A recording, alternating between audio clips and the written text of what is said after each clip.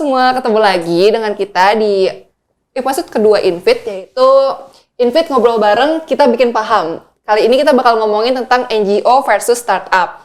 Mana sih karir yang kamu banget? Nah, tapi sebelum kita mulai, mungkin aku bisa perkenalkan diri dulu. Namaku Rizka Antika. Sini aku selaku Program Officer untuk Promoting Tolerance and Respect for Diversity di Invit. Sini aku udah bareng satu temanku yang bakal banyak sharing juga tentang kerja dia di startup. Ya, silakan kenalin Kak, namanya siapa? Halo, aku Raras dan aku sekarang sedang bekerja di salah satu company startup di Indonesia, yaitu Tinvio sebagai kategori manager. Oke, Tinvio mungkin teman-teman gak ada yang belum banyak yang tahu ya, bukan gak ada yang tahu, belum banyak yang tahu, tapi betul. Tinvio itu salah satu perusahaan startup ya, Ras ya? Betul. Memang belum terlalu well known ya, karena memang sasarannya ini kan B2B, bukan B2C, gitu. Nanti sebelum kita ngomong lebih jauh, mungkin harus disclaimer dulu, selama ini aku nggak pernah punya pengalaman kerja di startup, jadi aku sebenarnya nggak tahu kerja di startup itu kayak gimana. Aku pun juga begitu, aku juga belum ada pengalaman kerja di NGO ya, jadi sekarang kita lagi sama-sama belajar tentang pengalaman masing-masing. Iya, kita bakal banyak sharing aja sih ya tentang pengalaman kerja masing-masing. Mungkin Ras bisa diceritain kali ya, gimana sih ceritanya pertama kali kalau akhirnya memutuskan untuk kerja di startup? Gitu. Oke. Pertama kali ya, akhir-akhir zaman kuliah itu gue pertama kali magang di salah satu perusahaan termasyhur di Indonesia. Masyhur. Bisa dikatakan ini adalah BUMN versi swasta. Nah, di situ tuh gue ngerasa kayak, oh di sini kayaknya welfare-nya bagus banget. Terus jenjang karirnya juga pasti ada, walaupun lama ya. Dan juga sepertinya kalau masuk di sini itu punya pride sendiri gitu ke orang-orang. Nah, tapi ternyata pas abis lulus, gue melamar di perusahaan yang sama, di anak perusahaan yang sama juga, tapi ternyata nggak tembus. Sedih banget. Apa itu perusahaannya? Perusahaannya itu Astra. Siapa yang nggak tahu Astra ya sekarang kan? Betul, dan kebanyakan tuh mimpi orang fresh graduate itu masuk Astra. Gitu. Iya, salah satunya ya, gitu, karena perusahaan yang memang sudah stable gitu. Tapi ternyata udah nge-apply juga di Astra, itu nggak ada yang dapat sama sekali. Gitu. Pasti selalu nggak lolos di psikotes. Dan akhirnya juga coba di beberapa perusahaan FMCG, perusahaan retail, itu juga nggak ada yang dapat. Gitu. Dan dulu stigmanya ya, startup itu kan masih baru banget. Nah, di pikiran gue tuh kayak, nggak stable. Pasti welfare-nya kurang gitu. Pasti gajinya kecil gitu. Tapi ternyata akhirnya gue coba. Magang di salah satu startup yang lumayan terkenal juga, yang warnanya oranye. Tahu lah ya, nggak usah disebut pasti tahu. Juga kayaknya. Dan ternyata di situ gue ngelamar jadi business development dan keterima. FYI gue belum tahu loh business development itu apa. Nah, makanya kan maksudnya jurusan lu juga sastra Indonesia nih, terus tiba-tiba masuk business development. Gue mikir pas masuk, apakah gue harus mendevelop bisnis kah? Gue mikirin kemajuan bisnis untuk perusahaan inilah. Tapi ternyata business development itu adalah istilah untuk startup sebagai sales. Gitu. Jadi kalau misalnya kalian ngelihat lowongan business development untuk perusahaan startup, itu sama dengan sales. Gitu. Tapi gimana akhirnya pas ngejalanin kerja di startup itu? Apakah ternyata bener nih sesuai dengan kekhawatiran lo tadi? Kayak misalnya gajinya kecil lah, nggak stable lah, terus kondisi kerjanya ya tidak menyenangkan lah ya. Setelah lo masuk gimana sih kondisinya? Pas gue masuk ternyata memang sangat fit in buat gue. Karena surprisingly ya? Betul, karena lifestyle work-nya sendiri itu kita bisa kerja di mana aja. Terus kita tidak diharuskan untuk memakai business attire tiap hari. Lalu jam kerja juga lebih fleksibel. Dan juga ternyata welfare-nya juga bisa dibilang kalau startup itu berani untuk memberikan salary yang tinggi dibanding company. Oh iya? Iya, betul. Jadi betul seperti itu. Jadi tidak disangka-sangka ya. Awalnya menilai ini perusahaan kecil, nih perusahaan untungnya dari mana sih gitu. Tapi mereka berani bayar salary yang cukup tinggi. Karena apa? Tahu nggak? Kenapa? Karena kalau di startup sendiri itu tiap orang itu sangat berperan penting di dalam perusahaan. Karena kan orang-orang nggak sebanyak company ya. Jadi kita benar-benar dikerahkan seluruh tenaganya demi keberlangsungan perusahaan. Gitu. Jadi perannya tuh krusial ya setiap orang ya. Bisa dibilang. Betul, perannya krusial. Kalau misalnya di company kan mereka punya SOP yang emang udah saklek gitu ya kan ya. Jadi kalau misalnya kita melakukan kesalahan, oke, nggak apa-apa, masih dimaafin asalkan masih sesuai SOP. Tapi kalau di startup sendiri, kesalahan yang kalian buat itu sangat berefek ke beberapa divisi begitu. Nah, itu tadi ide-ide segar kita pun juga bisa kita sumbangin dan bisa aja abis itu kita jadi project manager. Oh, seru banget ya berarti ya? Iya, begitu. Kayaknya tadi aku udah cerita banyak banget ya mengenai pengalaman startup aku. Nah, kalau aku sendiri, aku sebenarnya kepo. NGO tuh seperti apa sih pace kerjanya? Karena dulu zaman aku awal-awal kuliah kan belum ada startup ya. Nah, salah satu impian teman-teman aku yang di jurusan FISIP biasanya itu kerjanya di NGO kayak UNICEF, kayak PBB, dan semacamnya. Nah, kalau di NGO sendiri kayak gimana? Nah, itu dia sebenarnya sebagai lulusan ilmu politik, teknologi FISIP, kita kan sebenarnya bisa dibilang jurusannya agak nanggung juga ya. Orang-orang mikirnya itu kalau ilmu politik ya ke partai, ilmu politik ya ke DPR gitu. Padahal ya nggak sesempit itu. Cuma masalahnya adalah ketika gue baru lulus pun banyak teman-teman gue juga bingung gitu mau cari kerja apa. Akhirnya mostly awalnya itu aku ikut manajemen trainee. Manajemen trainee di company sama kayak Raras juga, sama kayak lu juga sempat mencoba untuk bekerja di dunia company lah ya, dan bidangnya tuh bidang finance yang sangat jauh lah dari FISIP tuh jauh banget. Betul. Nah ternyata setelah dijalanin, oh ternyata kurang cocok ya, kurang cocok. Nah dari ketidakcocokan itu, aku baru sadar ternyata emang minatnya itu tidak di dunia finance, tidak di company, tapi lebih ke sesuatu yang lebih berbau humanitarian dan masih relate dengan jurusan yang kemarin gue ambil, jurusan politik. Nah, NGO itu sangat relate, karena kan kita organisasi masyarakat sipil. Awalnya sebenarnya kenal Invit itu dari teman yang kerja di Invit. Dari teman, terus teman ngajak jadi note-taker di salah satu event Invit. Nah, dari jadi note-taker ini, tahu nih ternyata isu-isunya Invit tuh menarik banget.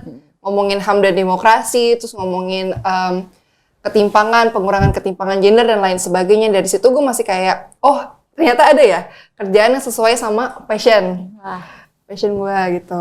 Nah dari situ akhirnya dari note-taker, tiba-tiba pas itu ada lowongan untuk kerja sebagai volunteer untuk Festival HAM tahun 2019. Ingat banget tuh.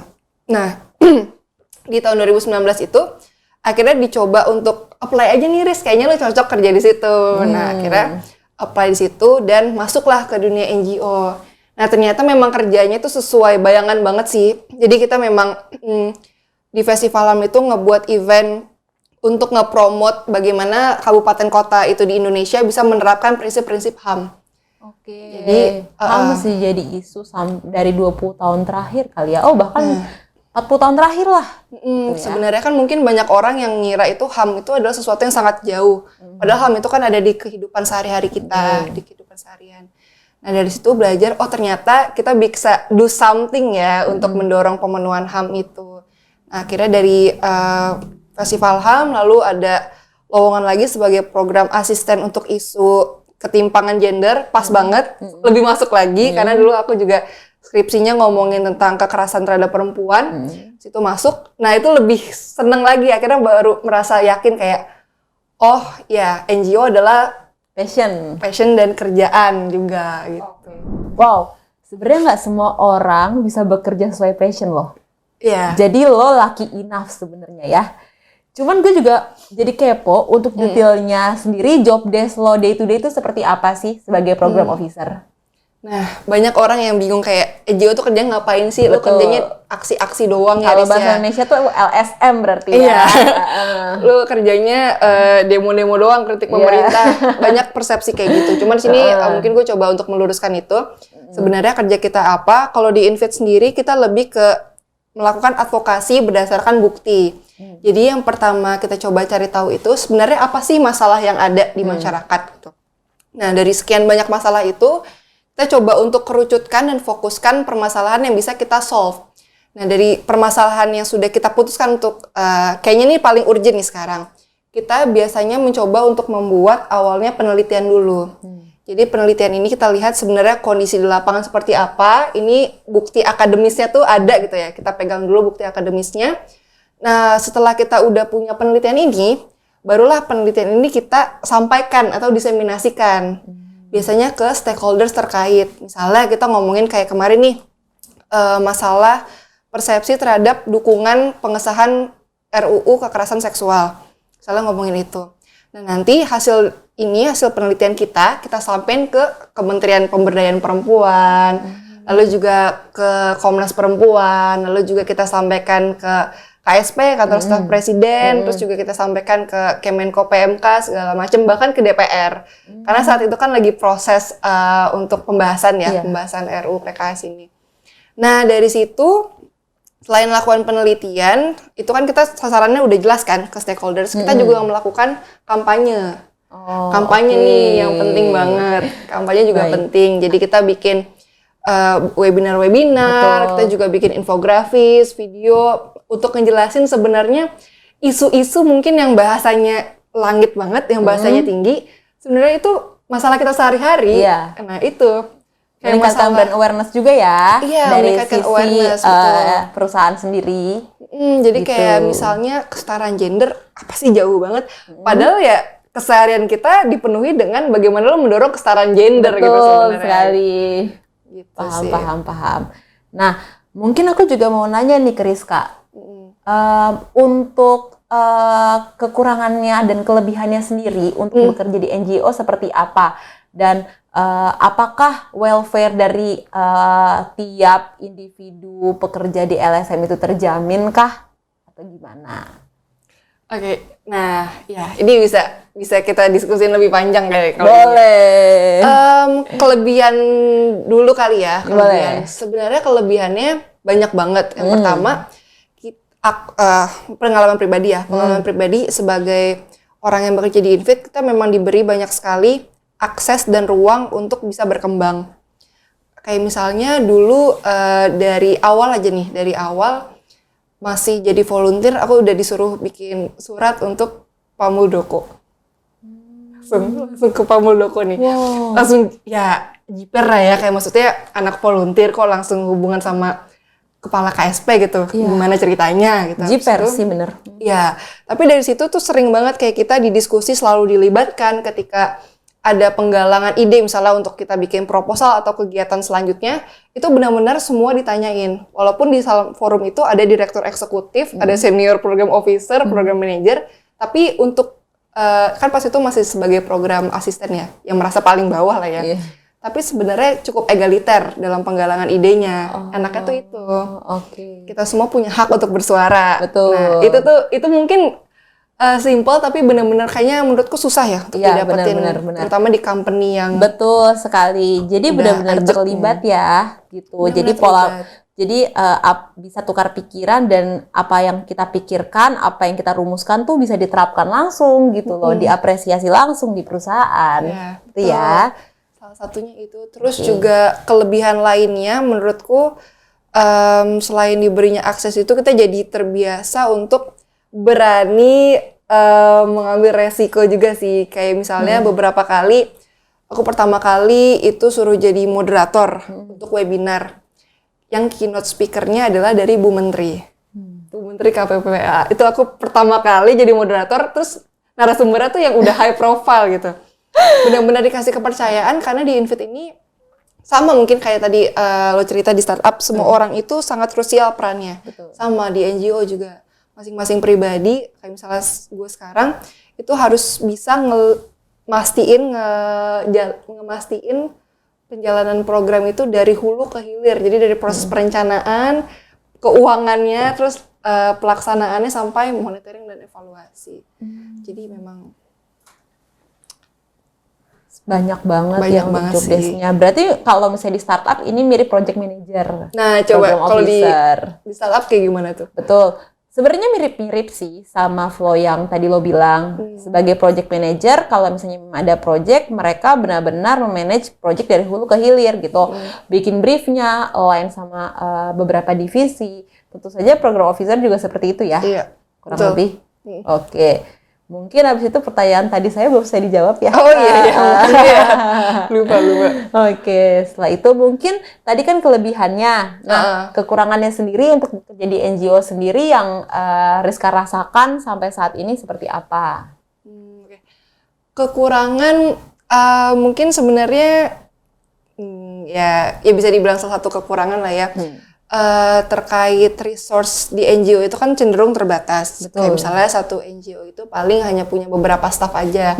Dan satu staff ini dituntut untuk ya kayak tadi kamu juga udah mirip bilang sama startup untuk ya. bisa melakukan semuanya lah ya. Iya. Semuanya ada. Nah, konsekuensinya adalah karena banyak sekali hal yang perlu kita lakukan, banyak sekali masalah yang perlu kita tangani. Kadang waktu kerjanya jadi cukup panjang. banyak, ya, betul, Fleksibel ya. lah, jam kerja fleksibel. Jam gitu. kerja fleksibel dari pagi sampai pagi lagi. Saham suka gitu loh. Saham suka gitu. Kayak gitu kan. Iming-iming jam kerja fleksibel startup kan. Betul. Tapi ya walaupun jam kerjanya panjang, tapi ketika kita memang melakukan kerjaan yang sesuai passion dan kita tahu memang impact-nya tuh beneran ada gitu ya di masyarakat. Jadi kadang ya udah biasa aja sih, jadi nggak menganggap itu kekurangan lagi. Karena udah tahu resikonya memang kayak gitu. Betul. Nah, kalau di Startup startup sendiri. gimana? Kalau gue lihat-lihat orang-orang pengen banget masuk startup di TikTok tuh kan. Iya. Dapat makanan gratis dari pagi sampai malam, ada benar. tempat es krimnya. Iya. Terus ada tempat biliar, tempat iya. kayak main time zone gitu loh. Iya, ada time zone-nya juga. Bener-bener. Seru banget tuh. Kurang lebih sebenarnya seperti itu untuk startup yang memang dibilang sudah unicorn dekakorn ya. Mereka udah bisa ngasih fasilitas yang memanjakan para employee-nya kayak gitu. Kalau misalnya startup yang memang sudah dekakorn dan unicorn. Tapi kalau misalnya startup yang masih early, masih fresh sekali, itu biasanya tidak sampai se-fun itu. Ya, tapi enaknya kita nggak perlu pakai business attire. Lalu setelah itu tetap fleksibel karena bisa sampai kan ada istilah WFB ya, work from Bali gitu, work from Bandung.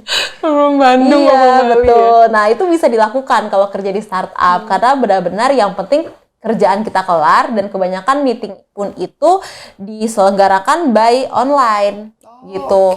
Jadi sebelum pandemi pun juga banyak yang by online, jadi by remote gitu. Makanya kalau di startup sendiri banyak yang karyawannya itu bahkan mereka domisilinya bukan di Jakarta dan mereka nggak ngekos di Jakarta karena kerjanya itu kebanyakan by remote. Jadi nggak diwajibin untuk misalnya kantornya di Jakarta harus domisili di Jakarta gitu. Iya. Kita nggak diwajibin. Kebanyakan memang kantornya itu ya khusus untuk COO dan administratif tim lah. Oke, berarti terhitung 3 tahun ya Riz ya? Hampir 3 tahun. Iya, hampir 3 tahun di sini.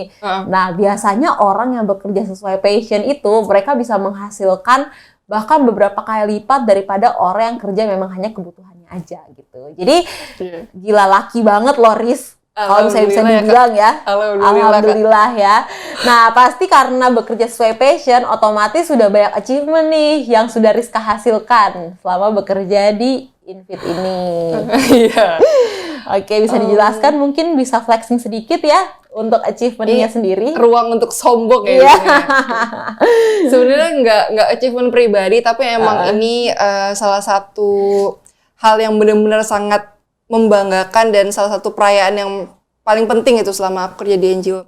Yaitu kemarin setelah akhirnya kita bareng-bareng organisasi masyarakat sipil coba untuk mendorong RUU penghapusan kekerasan seksual atau akhirnya namanya jadi RUU tindak pidana kekerasan seksual. Nah itu setelah 10 tahun advokasi, 10 tahun berjuang, 10 tahun melakukan lobby-lobby dan kampanye, akhirnya kemarin di tahun ini udah disahin undang-undangnya. Wow. Undang-undang tindak pidana kekerasan seksual yang benar-benar undang-undang yang komprehensif, progresif, dan harapannya benar-benar bisa menghapus segala bentuk kekerasan seksual ya. Betul. Karena masalah ini kan dari dulu makin parah gitu. Iya, banyak banget isu kejahatan seksual gitu kan ya, dari perempuan maupun laki-laki. Maupun laki-laki. Nah, betul. Itu salah satu achievement tertinggi. Lalu achievement lainnya juga kalau untuk pribadi lebih bagaimana banyak perkembangan sih yang aku alamin. Bagaimana untuk bisa berpikir lebih kritis, bagaimana untuk bisa mengatur manajemen waktu, manajemen diri, lalu juga lebih banyak belajar public speaking. Betul. Karena tadinya pemalu banget, tapi sekarang lihatlah Rizka seperti ini. Sekarang harus dituntut jadi moderator lah di forum nasional, forum internasional, terus bagaimana harus bisa berbahasa Indonesia dengan baik, berbahasa Inggris juga dengan baik, dan bagaimana bisa membangun relasi dengan orang-orang.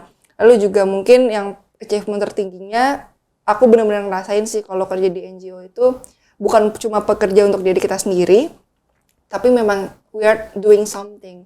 We are trying to make an impactful program to society gitu loh. Itu sih yang benar-benar kadang membuatku bertahan ya itunya. Oke, karena ada visi misinya juga gitu ya. Jadi benar-benar working with purpose lah. Iya, betul. Wow, senang sekali ngelihat salah satu teman saya juga nih ya, benar-benar bekerja dengan hati. Bisa lihat kan tadi ekspresinya ketika menjelaskan itu seperti apa. Jadi benar-benar itu NGO your way of life ya. Amin. Oke, baik. Kalau di startup sendiri ya kan tahu sendiri lah pasti banyak banget banyak banget tantangan yang udah dialami, tapi banyak juga gimana lo cara mengovercome tantangan-tantangan itu dan akhirnya menghasilkan achievement gitu buat diri lo atau buat company sendiri. Oke. Kalau dari gue sendiri achievement gue alhamdulillah mungkin emang gue bisa dibilang kutu loncat ya. Tiap tahun itu pindah, cuman emang gue pindah-pindah itu bukan karena sebab gitu. Karena gue emang ingin nge-accelerate karir gue karena salah satu hal yang paling bisa dilakukan di startup itu kita bisa accelerate karir lebih cepat dibanding dengan korporat gitu. Jadi buat gue untuk dipromot sebagai kategori manajer di dalam startup, dan notabene masa kerja gue dari terhitung lulus itu kan baru 4 tahun ya. Biasanya kalau di korporat itu untuk menjadi manajer itu dalam jangka waktu 8 tahun, 5 tahun. Dan menurut gue untuk jadi manajer sendiri itu adalah achievement lah buat gue gitu.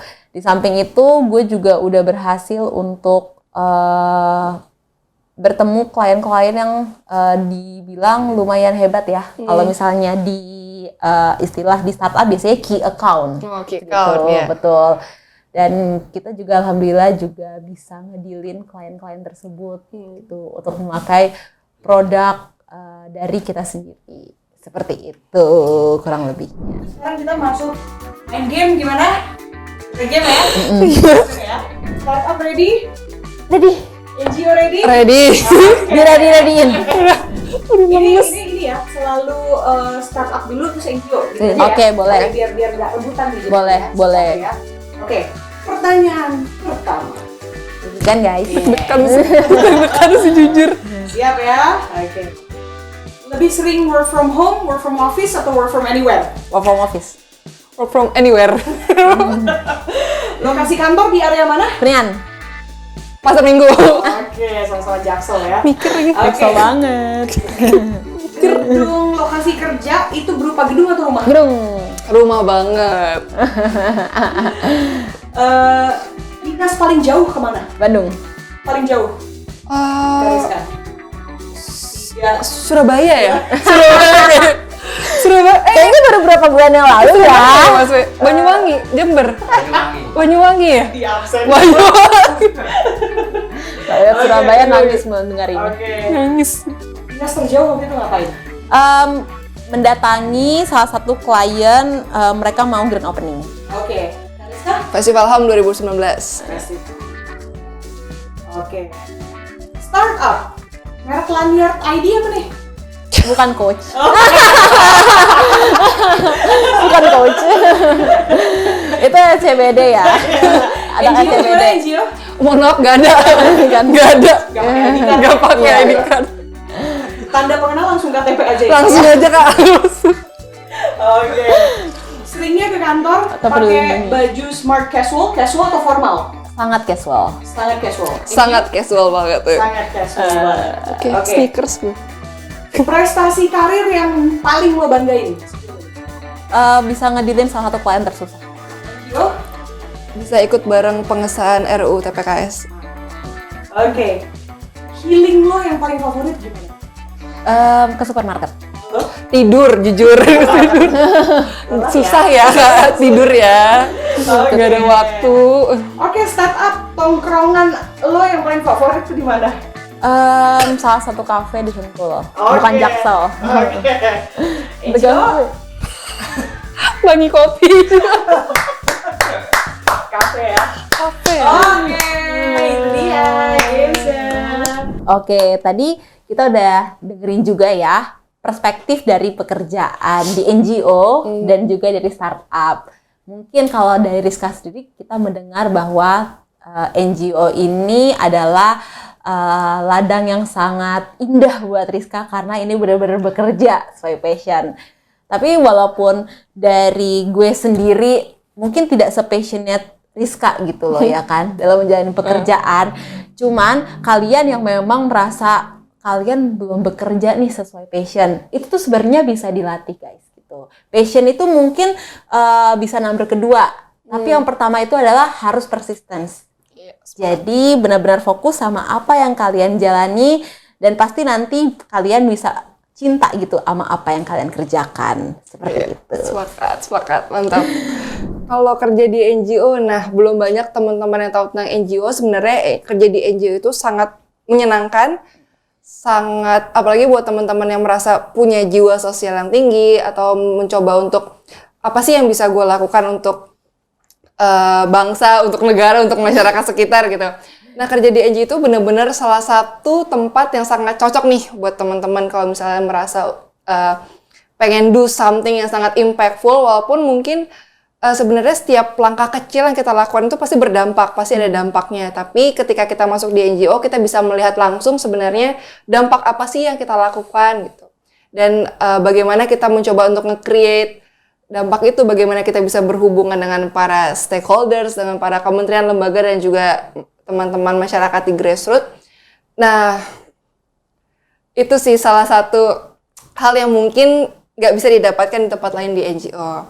Oke, tadi kita udah dengar perspektif dari dua company ya. Yang satu startup, yang satu adalah NGO. NGO. Nah, sekarang giliran kita tanya nih ke audiens semua. Kira-kira pilih karir di startup Apa di NGO?